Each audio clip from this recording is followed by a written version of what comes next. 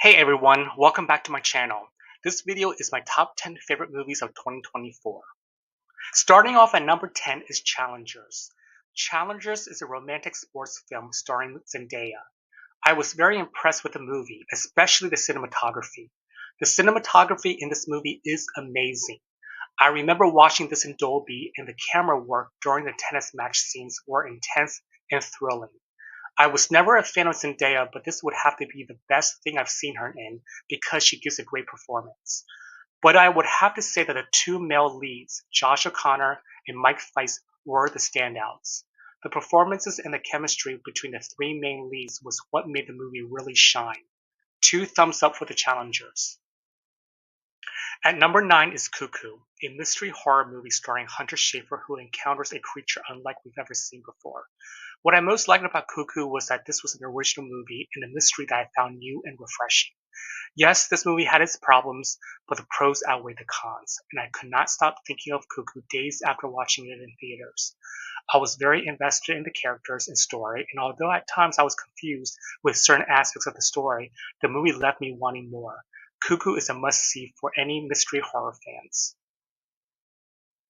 At number 8 is Argylle. Yes, you heard it right, Argylle is one of my favorite movies of 2024. It's picked as one of the worst movies for many people since the movie was panned by audience and critics.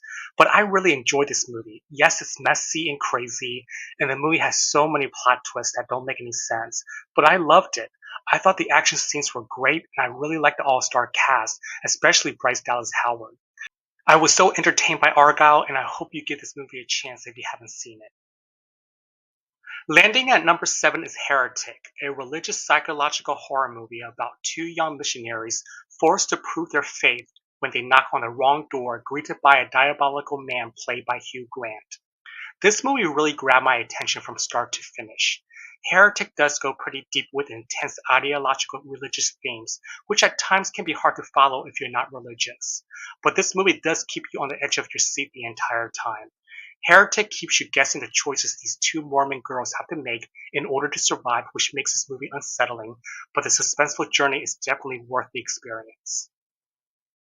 At number 6 is Maxine, the third and final film of the X trilogy. Maxine was one of my most anticipated films of 2024. Although this was the weakest out of the three, this movie did not disappoint. Mia Goth again plays Maxine and does a fantastic job. There were a strong supporting cast of characters, and the movie had a great 80s vibe with a pretty awesome 80s soundtrack.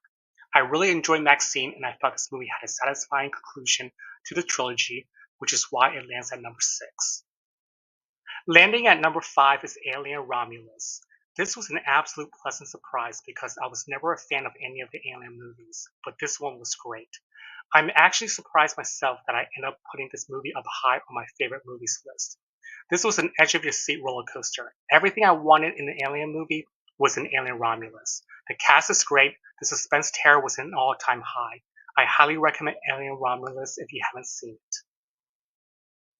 At number 4 is a little horror movie called Strange Darling. This movie came out of nowhere back in August of 2024. I went into this movie not knowing any of the plot details, and thank God I went into the movie blind because Strange Darling has so many twists and turns. You would think you know what the movie is all about, but you will be completely wrong. This movie is a surprise hit, and I had a great time watching this in theaters. Strange Darling is a must-see for any horror fan. At number 3 is A Real Pain, starring Jesse Eisenberg and Karen Culkin, playing mismatched cousins on an adventure to Poland to honor their late grandmother. Both Jesse Eisenberg, who also directed this film, and Karen Culkin, who won an Oscar for supporting actor, gave really great performances, even though I felt they were playing themselves in real life.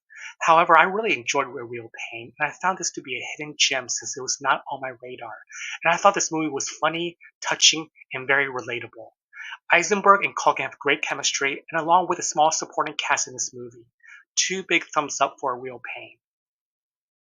At second place is Perfect Days, an international film from Japan about a single man who seems utterly content with his simple life as a cleaner of toilets in Tokyo. Perfect Days is an intimate character study with very little dialogue. As a viewer, we get enthralled in this man's very simple world, where he enjoys his passions for music and books and his love for taking photos of trees. Perfect Days is beautifully shot and undoubtedly character driven. This movie proves that ordinary life can be just as interesting and heartwarming as, if not more than, any other film with an overly complex storyline. Perfect Days is very memorable and delightful, which is why it's my second favorite movie of 2024. My favorite movie of 2024 is The Substance. The Substance is a body horror film starring Demi Moore, where we follow a fading celebrity who, after being fired by her producer due to her age, uses a black market drug that creates a younger version of herself. From the initial shot of this movie, the ambience captivates you. It's ominous, disturbing, and profoundly engaging. What distinguishes the film is Demi Moore's outstanding performance. She was nominated for Best Actress, and she portrays each scene with such genuine fervor that you can almost sense the heaviness of her character's disintegrating mind. It's a remarkable display of acting, engaging you more and unsettling you further with every passing minute. It's a film that skillfully combines psychological horror with real edge-of-your-seat tension. If you haven't watched The Substance yet, do yourself a favor and check this one out. It's one of those movies that lingers in your mind, and Demi Moore's acting makes it worthwhile every second. And this is why The Substance is my number one favorite movie of 2024. If you enjoyed my video, please make sure you give it a like and subscribe to my channel if you would like to see more future videos. Let me know what your thoughts are for your favorite movies in 2024 in the comments below. Make sure you check out my video for the worst movies of 2024 in the link above. Thanks again for watching, and I'll see you next time.